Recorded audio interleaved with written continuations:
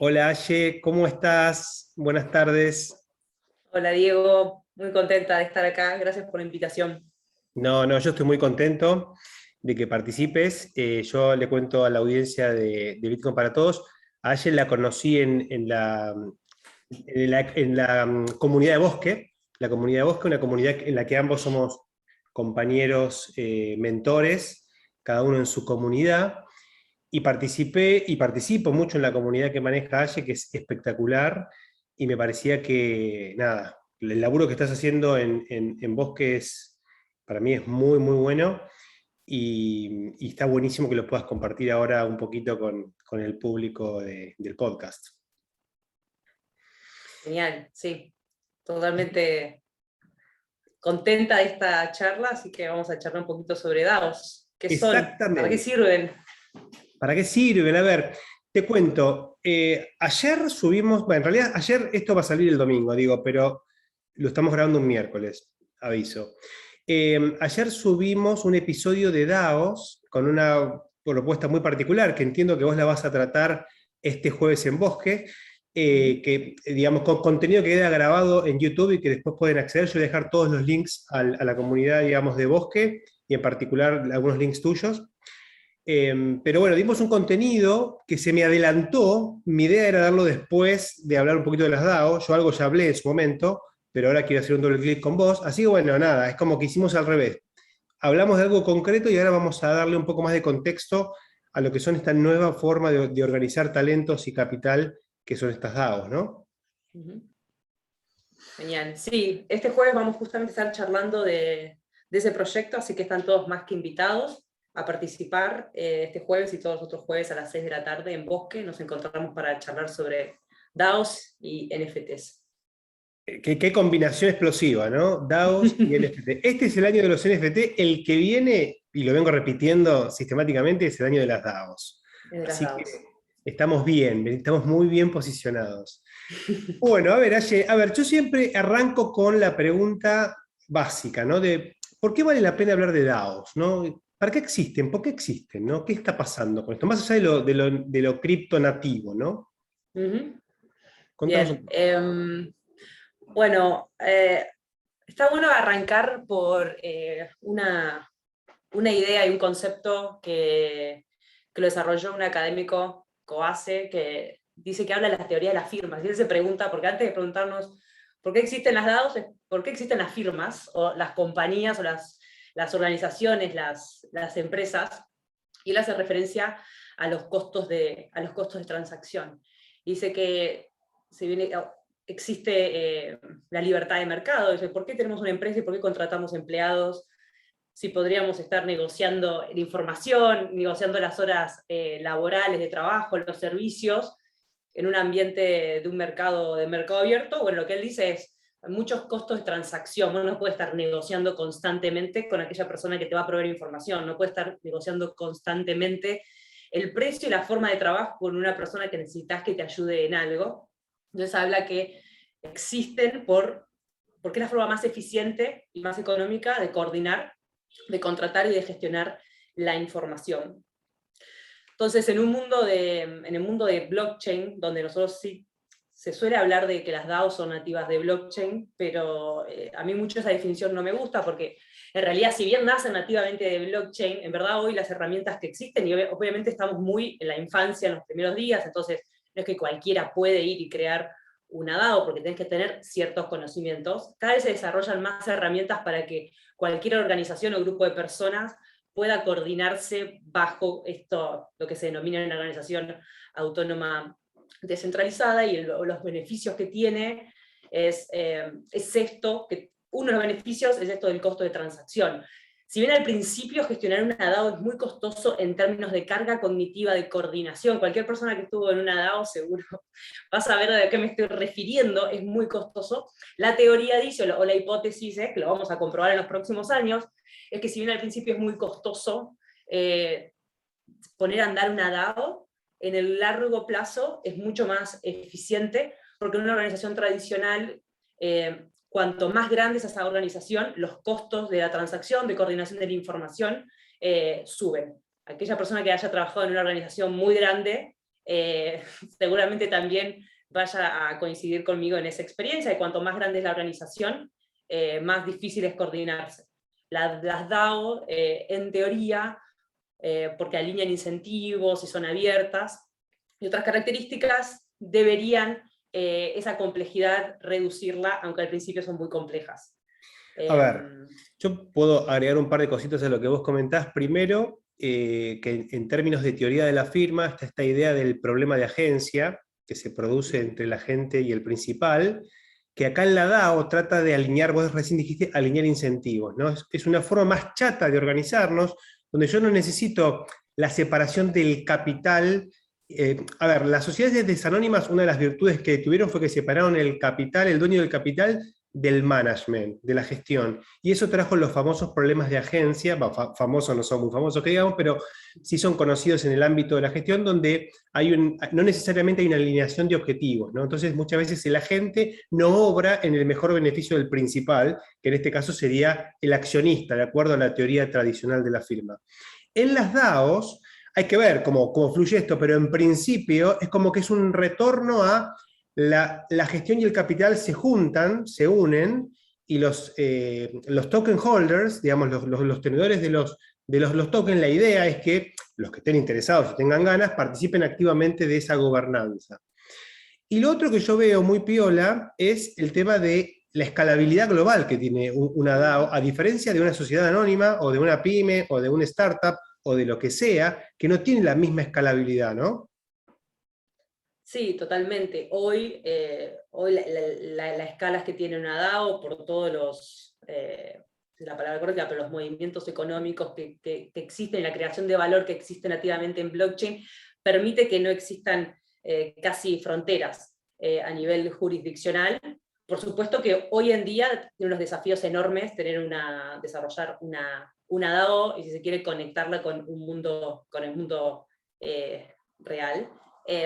Pero sí a nivel de sumar miembros, sumar intelectos, capital de trabajo y también capital monetario a través de lo que nativamente son los tokens en blockchain.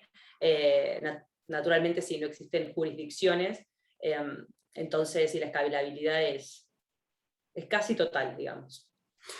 Ahora bien, entendemos un poquito por qué existen, ¿no? Hay como problemas propios de la organización, hay cuestiones nativas de lo que es la escalabilidad en el mundo blockchain, las posibilidades que abre como juego, como nuevo espacio estratégico para crear organizaciones. Ahora, digamos, ¿qué son las DAOs? Más allá de por qué existen. ¿Qué es una DAO? ¿Cómo la podemos definir? Hay muchas maneras de definirla. Una de las maneras es un grupo de personas que tiene un propósito en común y que utilizan determinadas herramientas para coordinarse. La herramienta principal, aunque no es... Generalmente hablamos de que en las DAO los participantes tienen un token que es una llave que lo que le permite como unidad mínima es votar.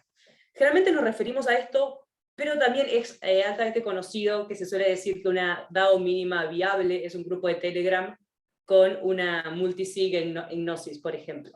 Entonces, pueden escuchar de la existencia de DAOs que no tienen un token, pero en general hablamos ya de cuando el segundo paso de maduración, si se quiere, de una DAO es los miembros tienen un token y ese token permite votar en la toma de decisiones. Entonces son un grupo de personas alineadas para conseguir un objetivo que emiten su opinión a través de esos tokens. Por supuesto que eso es como lo mínimo, pero después enseguida se empiezan a adoptar otras características. Entonces generalmente tienen un tesoro en común, es decir, fondos para poder alocar al desarrollo de esas actividades, y ahí se suman todas estas características de transparencia de la blockchain, y hablando de esto de cómo se une el capital con las personas.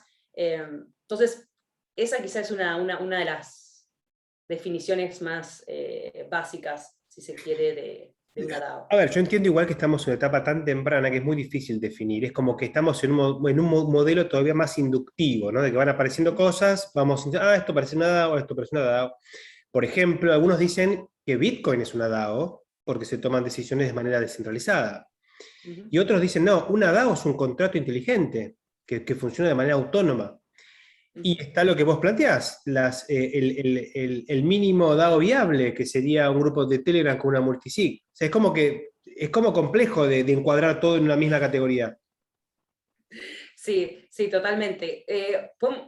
Hablando de esto que son los primeros días, algo que escuché una definición que me parece muy buena, es que estamos en una etapa de casos de éxito y no en una etapa de plantillas de casos de uso, digamos. Hoy todavía no estamos en una etapa de decir, bueno, quiero formar una DAO, ¿qué uso? No, hoy estamos en, creamos DAOs, experimentamos y vemos qué funciona, y ahí aprendemos, pero hay que tener mucho cuidado con copiar y pegar porque hoy en día no estamos en ese nivel de conocimiento. Ok, Otra cosa muy no hay importante, buenas prácticas tan claras, digamos, todavía. para nada, porque seguramente podemos a charlar un poco más adelante, las DAOs traen muchísima más riqueza en lo cuanto a interacciones y en valor que generan, y con eso traen muchísimas otras complejidades y riesgos, que hoy todavía hay muchas cosas que tenemos puntos ciegos, que todavía no sabemos que pueden ocurrir en una gestión de una DAO, y cosas que ya hemos visto y que hemos aprendido que son mucho más complejas y riesgosas. Bueno, yo te he escuchado hablar a vos más de una vez de vectores de ataque. Vos decís, ¿qué es un vector de ataque? ¿Viste? O sea, cosas que en un mundo de una organización normal, vos podés tener en una organización normal un conflicto de accionistas, podés tener un paro que te haga la gente, yo qué sé, podés tener una cuestión de solvencia financiera. Ahora, en una DAO es un vector de ataque. ¿Qué es un vector de ataque? Digo, no sé si es para que lo respondas así en el aire, digo, pero son estas cosas raras que traen estas nuevas formas de organizarse. Ujú. Sí. Ahí el ejemplo como más claro creo que es una DAO, estos tokens, que hay muchas formas de tener un token y ejercer tu voto. Una de ellas son tokens que se pueden comprar en un mercado abierto, como son las acciones de una empresa. Em, entonces, con un mercados de criptoactivos tan volátiles, y dependiendo cómo está diseñado ese sistema de voto, hace falta un par de actores que hagan un diseño de no sé, una caída drástica en el precio y una compra para poder ejecutar un cambio en el protocolo que podría ser un ataque, digamos. Eso desde el lado de los movimientos, de los comportamientos, pero también por cómo están diseñados los protocolos, puede ser que haya ciertos diseños que uno no se dé cuenta que a través de ciertas votaciones se pueden cambiar variables fuertes de ese protocolo, entonces eso puede ser un vector de ataque también importante. Lo que ocurre es que ahora quizá nos salteamos y yo no hablé debidamente de los smart contracts. En la definición utópica de una DAO, la mayoría de las decisiones están tomadas a través de smart contracts. Es decir, se hace una propuesta de un cambio en una DAO, por ejemplo, en un protocolo, lo sometemos a votación. Si se vota positivamente, de acuerdo a las reglas que fueron diseñadas, ese cambio, esa ejecución se ejecuta en el protocolo. Entonces, en un escenario donde la mayoría de las decisiones son on-chain, es decir, votamos y eso se ejecuta, la cantidad de riesgos a la cual se está a merced esa DAO son altísimas. Puede ser ataques planificados, puede haber errores en el protocolo. De hecho, hace 2-3 semanas hubo un error justo en un proceso de gobernanza en Compound, donde la comunidad realizó una propuesta, codió esa propuesta, fue auditada por miembros de la comunidad y había un bug. Y hubo una distribución de tokens que no debió realizarse. Y eso siguió todos los procesos de gobernanza que fueron diseñados, digamos, pero hubo un error en la codificación y en cómo eso se revisó y no había forma de volver atrás. Entonces es un ejemplo claro en cómo se puede atacar Sí, a sin ver, querer. como vos bien planteás, en el caso utópico, una DAO es un contrato inteligente administrado por un conjunto de stakeholders o de token holders con un proceso de votación on-chain, entiendo. Ahora, la realidad es que ese es el mundo ideal, digamos. Creo que la DAO más antigua, sacando de DAO, que fue la primera DAO, que yo algo hablé en su momento acá en el podcast, que fue justamente un contrato inteligente que tenía como intención coordinar decisiones de inversión sobre la plataforma de Ethereum, que tuvo su desenlace y su problema, pero fue el primer experimento, era obvio.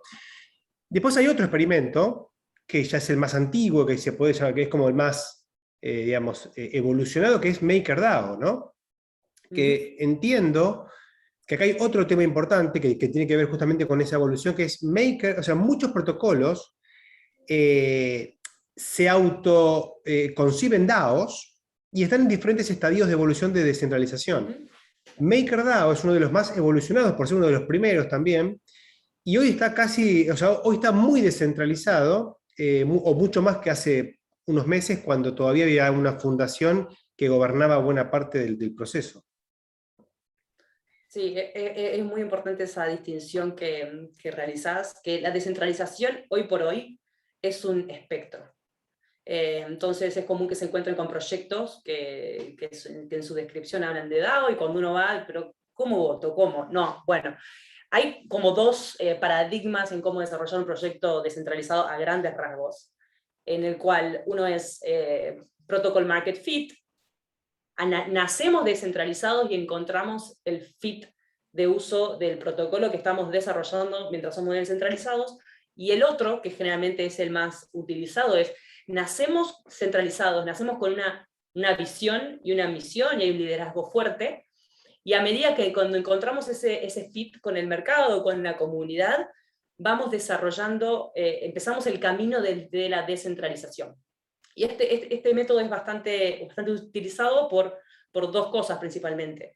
Primero, porque las DAO lo que a veces ocurre es que son más lentas en avanzar hacia una misión, porque la carga cognitiva, la coordinación al principio es más costosa en términos de tiempo, entonces la toma de decisiones lleva mucho más tiempo, entonces con un liderazgo más centralizado a cargo de la toma de decisiones se puede avanzar mucho más rápido.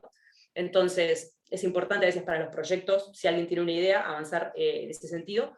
Y luego la descentralización progresiva, por esto de que es riesgoso a la apertura a la gobernanza. Entonces, por ejemplo, en el caso de Compound, arrancaron centralizados y luego descentralizaron hacia una parte de la comunidad más cercana para empezar a testear los métodos, los procesos de gobernanza, y cuando encontraron un equilibrio, empezar a descentralizar aún más. Entonces es muy común encontrar esto, proyectos que se denominan descentralizados o DAOs, que no se encuentran todavía en el estadio superior. Que fue el caso, por ejemplo, de MakerDAO. MakerDAO comienza como una fundación y hace un par de meses avanza hacia su proceso total de descentralización.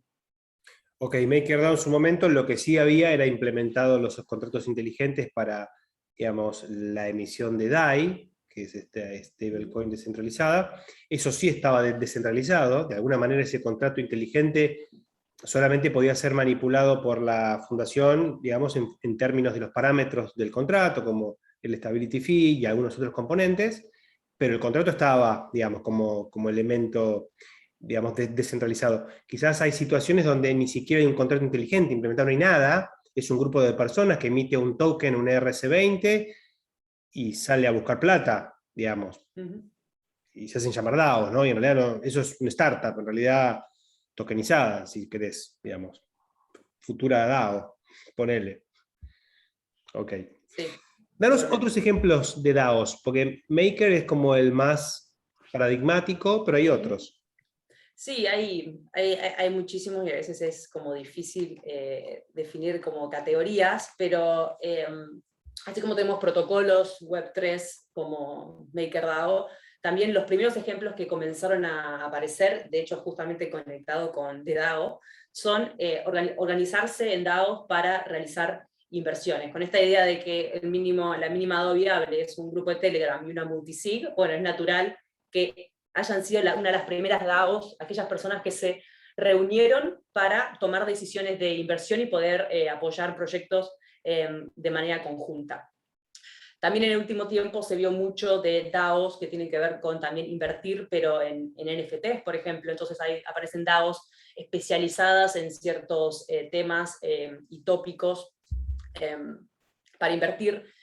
Por otro lado, también podemos llamar las DAOs que son de bien público. Por ejemplo, el caso de Proof of Humanity, que lo que intenta hacer es hacer un registro público de identidades.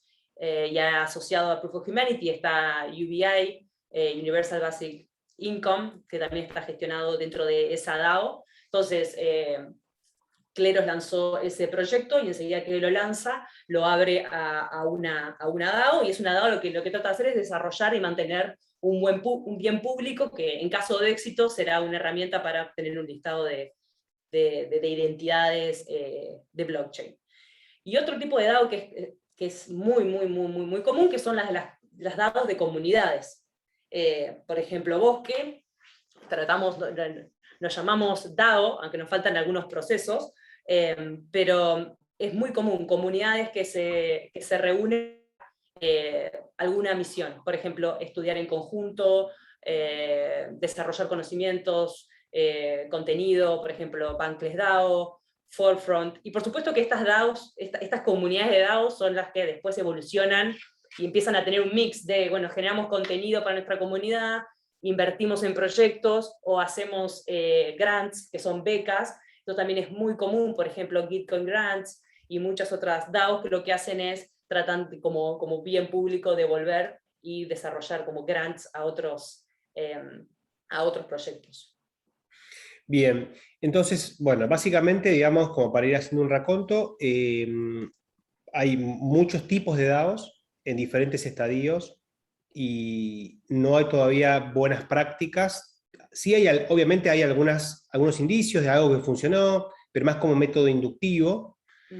Y bueno, y estamos en una etapa de DAO Discovery, ¿no? Estamos tratando de descubrir para dónde disparar, probando, iterando y avanzando. Ahora, hablemos un poquito de lo principal de la DAO, o uno de los componentes, por lo menos hoy, que está como uno de los principales mecanismos de coordinación, es la votación, es el proceso de gobierno descentralizado. Contanos un poquito específicamente del gobierno descentralizado. Bien, bueno, sí, como mencionás, uno de los aspectos importantes es el voto, pero a mí siempre me interesa rescatar todo el proceso de voto. Y a mí me gusta englobar, pensar el voto como cómo distribuimos el token, que es un gran tema, cómo hacemos esa distribución, cómo se realizan las propuestas, cómo las comunidades pueden desarrollar una propuesta, cómo se somete a voto, bueno, y finalmente cómo es el método de voto, y quórum, no requiere quórum, etc. Esto es importante porque, si bien quizá parece sencillo, hay DAOs en las cuales, por ejemplo, creo que es el caso de Uni, que necesitas tener cierta delegación de votos, y si no es Uni, alguien luego me va a corregir, pero puede ser que vos en tu diseño del proceso de gobernanza determines que tenés que tener una determinada cantidad de delegación de votos para realizar una propuesta. Entonces, no todos pueden realizar una propuesta. Y se han visto iniciativas donde existen plataformas en paralelo donde los pescados o los votantes que tienen menos tokens para hacer frente a las ballenas se agrupan para poder tener un buen caudal de delegados para hacer los votos. Entonces es todo un proceso. A ver, pero sí. Sí, no, yo solamente te meto un bocadito. Yo lo que veo es que lo que las DAO están trayendo a la mesa es una práctica política y estratégica que hasta ahora estaba pensada para, obviamente, los poderes legislativos bueno, y obviamente todo lo que es la política en general, y algunos nichos muy puntuales, pero las personas de a pie no estamos acostumbrados. O sea, lo máximo es el consorcio, que vas al consorcio, ¿viste? Y todos se putean porque no se ponen de acuerdo en si ponen o no, no sé, una membrana en el techo. Ahora, acá todo es político. Sí, sí. Ahí está Sí, la o carga sea, cognitiva también.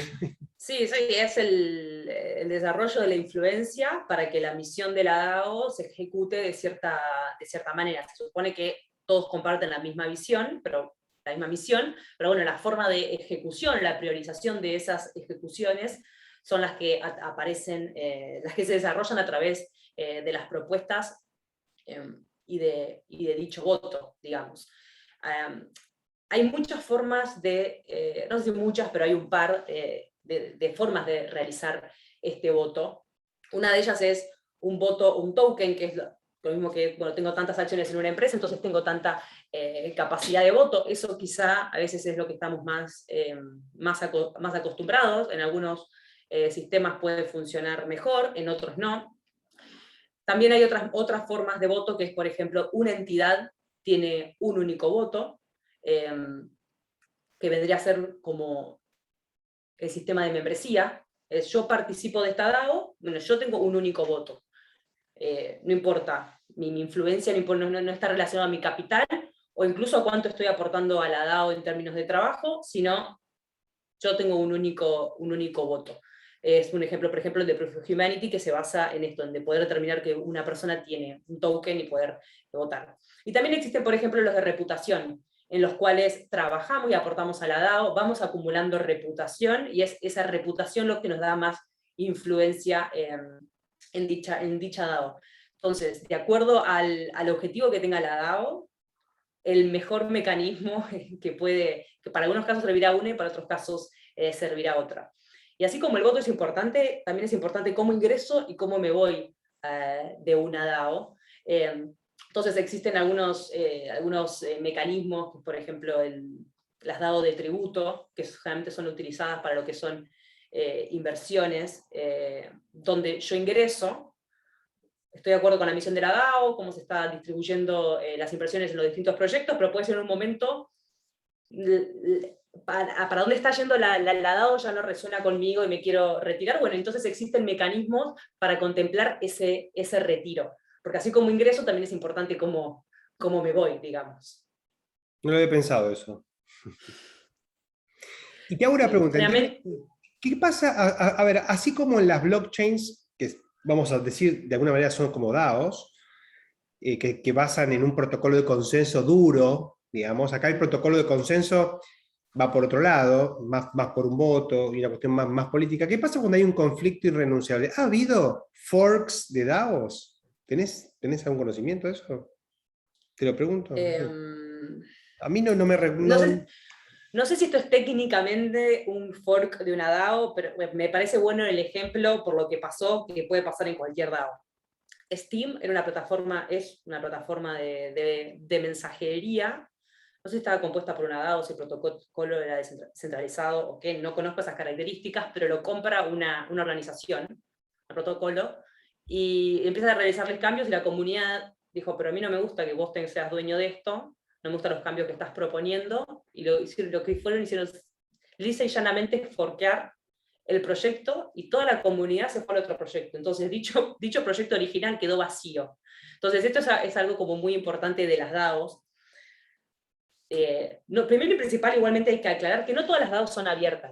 Las DAOs pueden ser cerradas, pueden ser semiabiertas y pueden ser abiertas. Pero hablando en las DAOs de protocolos, puede haber algún cambio irreconciliable y que la DAO se bifurque, digamos, naturalmente. Y eso puede ocurrir. Ok, sí, yo intuyo que es algo muy parecido a lo que pasa con los protocolos cuando no se ponen de acuerdo, y tenés dos comunidades que no se ponen de acuerdo. Porque otra cosa es que haya un loco que, bueno, quiere hacer algo y se corte solo, como le pasó a esta empresa, que ahí es como que quizás hay como un corrimiento de la comunidad y un vaciamiento, y otra cosa es cuando hay un conflicto que no se puede resolver por los mecanismos que la DAO tenga como previstos, ¿no? Sí. ¿Y cuáles son, a ver, entonces, estamos en pañales, cuáles son los desafíos actuales de las DAO? ¿Qué es lo que hoy las DAO necesitan resolver para evolucionar? Bueno, muchas Todo. cosas. Pero una de las cosas es las que charlamos, lo que es la carga cognitiva y los costos, al costo de transacción al comienzo. Hoy formar parte de una DAO tiene una carga cognitiva muy alta, pero también tiene que ver con que son los comienzos, entonces no hay mucha estructura. Entonces quienes participamos de DAOs lo hacemos porque estamos completamente entusiasmados. Entonces hay un poco de exacerbación de participación, me parece, pero hablando ya, siendo concretamente la carga cognitiva, si hablamos de que las propuestas requieren un voto, primero que el voto no es obligatorio en general, no conozco ninguna que sea obligatorio, pero para votar uno tiene que entender qué está pasando en la DAO. Y las DAOs generalmente, las DAOs que hoy existen, están relacionados a proyectos blockchain, que los proyectos blockchain son completamente complejos y nos traen una complejidad que no estábamos antes acostumbrados a manejar. Proyectos que tienen cryptoeconomics, que tienen componentes, que tienen incentivos, que tienen tecnología. Entonces, votar requiere participar de community calls, leer documentación, estar ahí con bastantes horas y entendiendo cuestiones complejas para poder votar. Entonces, uno de los desafíos que tienen las DAOs es que no mucha gente vota. Y eso con el pasar del tiempo vamos a aprender cuál es el umbral de participación normal para una DAO y cambiarán el tipo para cada tipo de DAO. Pero ¿qué es la carga cognitiva, la participación y la efectividad en el voto? Que se efectivice ese voto es uno de los grandes desafíos, y por eso hay mecanismos, por ejemplo, hay mecanismos que se llama el lazy consensus, el consenso vago, digamos, que lo que hace es, tomamos las decisiones, salvo que alguien diga que no está de acuerdo, avanzamos. Entonces, por supuesto que en algunos solo se puede utilizar en ciertos contextos, pero se están empezando a diseñar estos mecanismos que la DAO le permita avanzar y no cargue cognitivamente tantos a sus usuarios. Otro de los temas es el onboarding a una DAO. Como decía, hoy tiene bastante carga cognitiva, son temas que son complejos, no estamos acostumbrados, nosotros estamos acostumbrados a ir a organizaciones a trabajar, en las cuales dicen, bueno, te sentás acá, estos son tus compañeros, esto es lo que haces. Una DAO no funciona así en general, funciona como vení, pasá, fíjate qué te interesa, y es como que entras a una casa que tiene 20 salas. Entonces, es complejo lo que es el onboarding, puede ser algo intimidante, entonces hay desafíos de cómo acercamos este tipo de organizaciones a personas que quizá no están todo el día a día en términos de blockchain. Otro tema es la misión, es esto, cómo hacemos para que la misión de la DAO tiene que ser clara, porque si no puede pasar esto, puede pasar forks de DAOs, puede pasar que la gente directamente no participe, se vaya, entonces eso es algo muy importante. ¿Qué más? Bueno, este tema de los vectores de ataque, se van a ir refinando los procesos de gobernanza y se van a entender cómo se pueden hacer procesos de control de dichos procesos de gobernanza que permitan fluidez y al mismo tiempo permitan proteger a la DAO frente a acciones maliciosas o malos diseños. Ok. Y si vos tuvieses que decir, bueno, a ver, claramente, digamos, es como que por un lado vos tenés ese entusiasmo de qué es lo que se viene, las DAOs van a crear mucho valor, uno puede ser protagonista de lo que va a ser, digamos, determinante en los próximos 10 o 15 años, digo, es como que tiene un montón de incentivos para aquellos que están un poco más informados que la media, ¿no? Desde ya, porque si DeFi tiene baja penetración de mercado, las DAO ni existen todavía porque la participación es ínfima. Entonces, la pregunta es, para la comunidad que escucha Bitcoin para Todos, que claramente sabe de blockchain, sabe de Layer 2, sabe de descentralización, sabe de NFT, se sabe de un montón de temas, digamos, a un nivel variado, ¿no? ¿Qué recomendaciones le podríamos dar como para decir, bueno, a ver, si te interesa pispear qué onda una DAO, a ver si te va, digamos, como para poder participar, bueno, haz esto. Porque yo te voy a dar un ejemplo. Y voy a otro ejemplo. El tema de los NFT, ¿no? Y meterse en ese mundo tiene una carga cognitiva que es un espanto. Meterse en el mundo de los NFT es una locura. Yo lo intenté, le metí la mejor onda, evidentemente no es lo que a mí más me motiva, entonces no generé esos incentivos autogenerados, ¿no? Como para sostener una penetración que me haga entender el panorama. Las DAOs, por mi perfil, me parecen mucho más atractivas y obviamente que le estoy metiendo mucha más garra. Pero, ¿qué sugerencias darías vos en este contexto de decir, bueno, lo más probable es que alguien haga doble clic inglés y diga, no, esto no es para mí, y se tome el palo y se pierda la oportunidad simplemente por no haber quizás tenido algún tip, digamos. ¿Qué le dirías? Bien. Bueno, la mayoría de las DAOs son abiertas. En general, los grandes protocolos, las que se hablan son abiertas. Y lo que eso significa es que hay un Discord, en general, hay un Discord donde hay muchos canales que son públicos, donde se hacen semanalmente community calls o quincenalmente, donde se charla el estado del proyecto, hacia dónde se va, cuáles son las tareas, cuáles son las actividades, cuáles son los debates. Entonces, ese es primero un gran lugar, porque no existe en otro contexto eso, digamos. Imaginémonos si a nosotros nos interesaría, no sé, una organización, quisiéramos participar de una reunión de directorio, para decir, qué bueno, primero para aprender, no existe. Acá es abierto, uno puede decir, bueno, yo quiero aprender este protocolo, o quiero aprender de estas organizaciones, o quiero aprender de la coordinación. Solo con sentarte una hora en esa community call semanal, lo que aprendes no tiene nombre.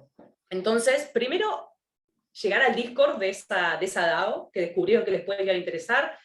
Generalmente hay un canal de introducción, entonces se pueden presentar, digan, hola, es la primera vez que estoy en una DAO, ¿cómo están? Saluden, seguramente alguien les va a tender una mano.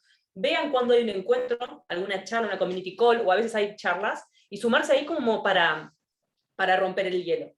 Y después, cuando ya hablamos de, bueno, quiero participar en una DAO, hay como dos grandes como avenidas. Una es, antes de eso, primero, entender que lo que son las propuestas de la DAO muchas veces son abiertas. Se puede leer e incluso en muchas ocasiones se puede desarrollar una propuesta sin tener un token. En algunas, no en todas. Pero entonces, no es necesario siquiera a veces tener un token para involucrarse y tener cierta participación. Pero bueno, cuando después ya hablamos de, bueno, yo quiero tener un token y quiero votar, hay como dos grandes vías. Uno son aquellas DAOs en los cuales el token se puede comprar en un mercado secundario, entonces pueden ir a un market maker o un exchange y comprar ese token e ir y votar.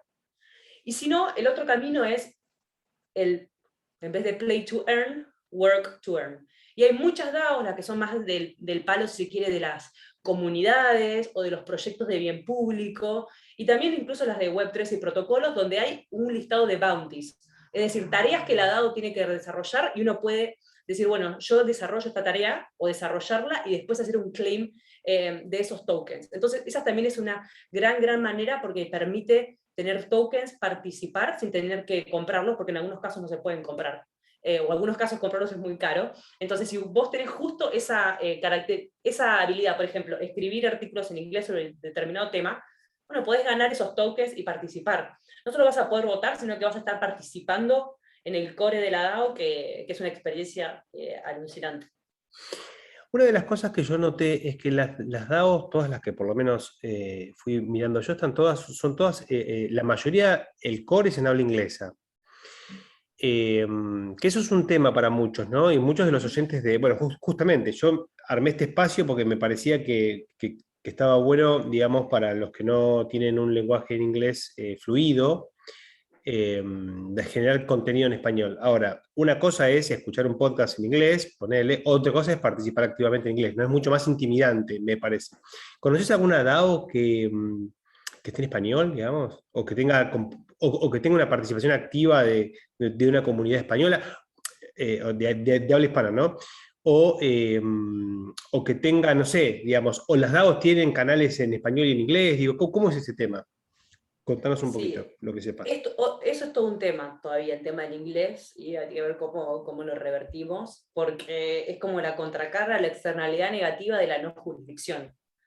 No es que un proyecto comenzó en Estados Unidos que se habla en inglés, sino que puede que sí, pero la característica es que si no hay jurisdicciones, entonces hay que utilizar un único lenguaje, digamos. Eso es un desafío. Algunas, no conozco muchas, lamentablemente, pero por ejemplo, Cleros, que igual no conozco el estadio de su descentralización, pero tiene canales especiales, por ejemplo, en portugués, en español, etc. Y la DAO que tiene mucha comunidad en español, aunque las propuestas las he visto en inglés. Pero bueno, ahí también me parece que ahí las propuestas es difícil hacerlas en español, porque si estamos queriendo que toda una comunidad global vote, pero bueno, lo bueno es encontrar, quizá la puerta es encontrar una comunidad en español, debatir esa propuesta en español, y alguien la va a redactar en inglés y se va a ir a ese foro en inglés. La que tiene mucho en español y está buena en la comunidad es Proof of Humanity y UBI. Ahí hay muchos, porque parte de los fundadores son argentinos, entonces como hubo mucha promoción de eso por estas latitudes, entonces ahí hay muchas subcomunidades en español donde se puede hacer muchos proyectos que surgen alrededor de eso, entonces es un buen lugar, me parece, para...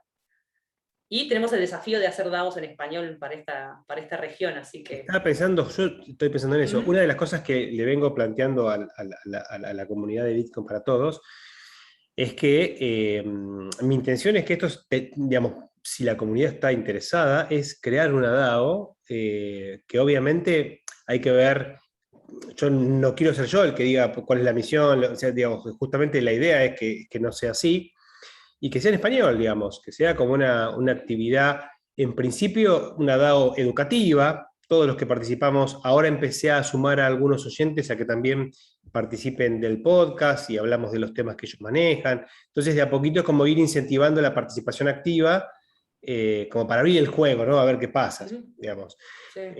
Pero sí, yo creo que es muy importante, digamos, por lo menos crear DAOs desde acá, digamos, en español, que no van a hacer ningún daño, así que, digamos, no tiene, y tampoco son excluyentes, digamos, uno puede participar de DAOs en inglés y en español. Creo que está bueno.